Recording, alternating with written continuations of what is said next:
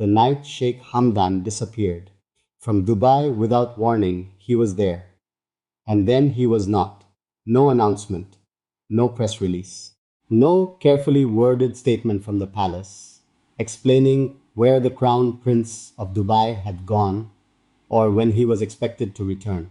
One day his presence was accounted for, in the way that the presence of someone at his level is always accounted for, tracked, managed, built into the official schedule that governs every hour of his public life. And the next day, that accounting stopped. He was gone, quietly, completely.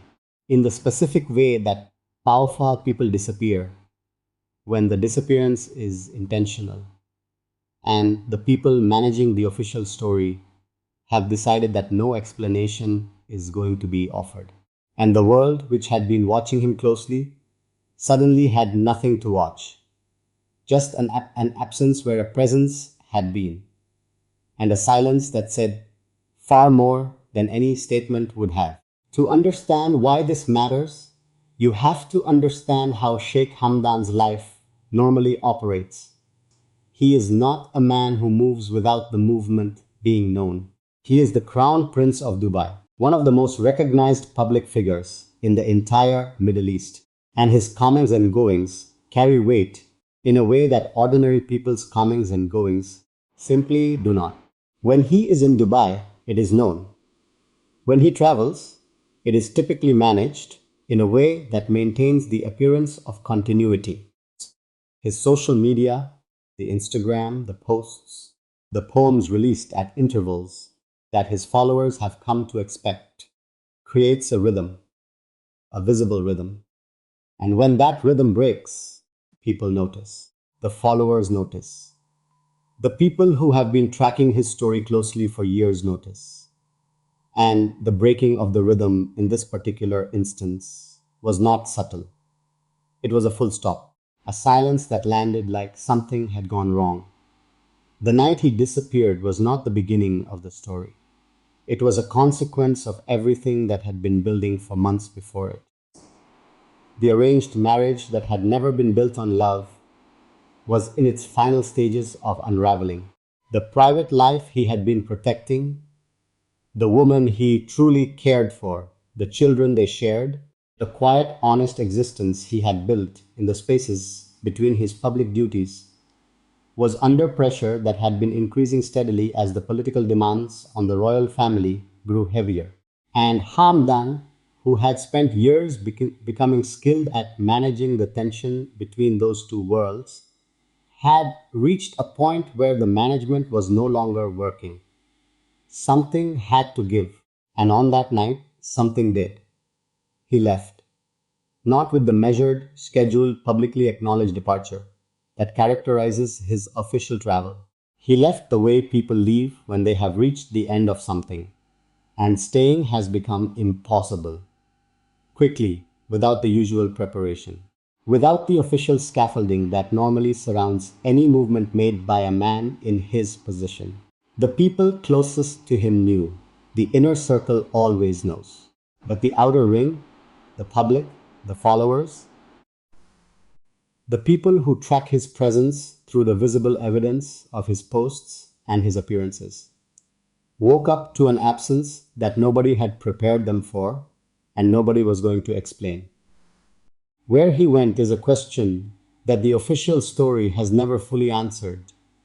What is known is that it was away from Dubai, away from the palace, away from the events and the duties and the carefully managed version of his life that the world is permitted to see.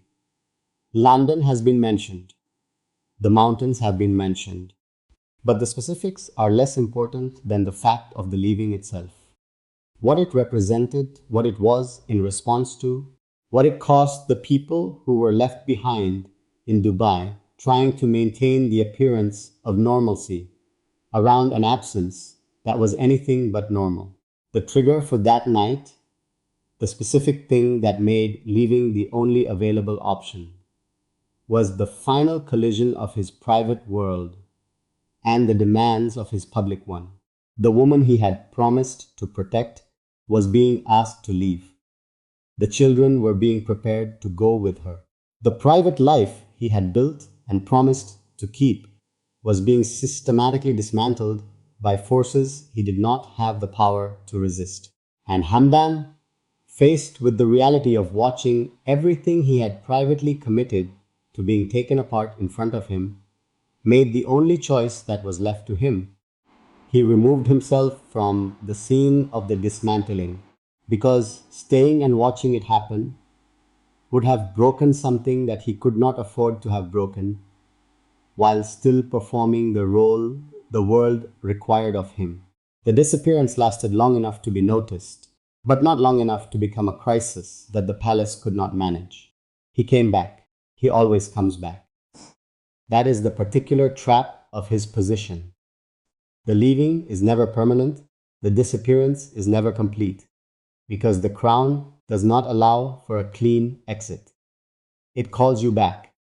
It has always called him back. And he returns each time, carrying whatever he went away with, plus whatever he picked up in the leaving, and he resumes the performance with the same grace that has always characterized everything the world has been allowed to see of him. But the night itself, that specific night, that specific departure, left a mark on him and on the people who had been watching closely enough to notice the rhythm break. His posts, when they resumed, had a different quality to them, a flatness underneath the beauty of the words that had not been there before. The poems that came in the weeks after the return were some of the heaviest he had written, not in subject matter, but in the specific weight of words written by someone who has just survived something they were not certain they were going to survive. The kind of writing that happens when a person has looked at something they could not change and had to find a way to keep living inside the life that would not change with them. The palace never commented on it. Of course, they did not. The official story simply resumed as though there had been no gap, no silence, no disappearance that millions of followers had quietly registered and quietly wondered about. The photographs started again. The events resumed. The Crown Prince of Dubai was back in his visible position, performing the role with the composure that has always been one of the most remarkable things about him. The ability to return to the performance, no matter what happened while the performance was paused.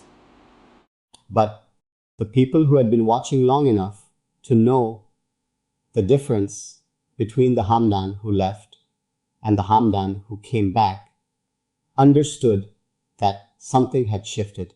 Something quiet and permanent and not visible to anyone who had not been paying close enough attention. He came back from that night different, not broken. Hamdan does not break in ways the world can see, but changed.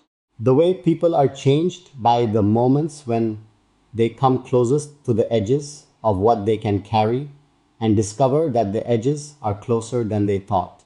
The night he disappeared from Dubai without warning was not an ending. It was something more complicated than that. A turning point that did not turn into anything new, but instead confirmed something he had probably already known for a long time. That there is no leaving. Not really. Not for him. Just temporary absences. And the always waiting return. Subscribe to this channel and hit the bell. Every week I bring you the real story of Sheikh Hamdan. The nights that were never explained. The disappearances that the palace never commented on. And the truth that lives in the space between what was shown and what actually happened.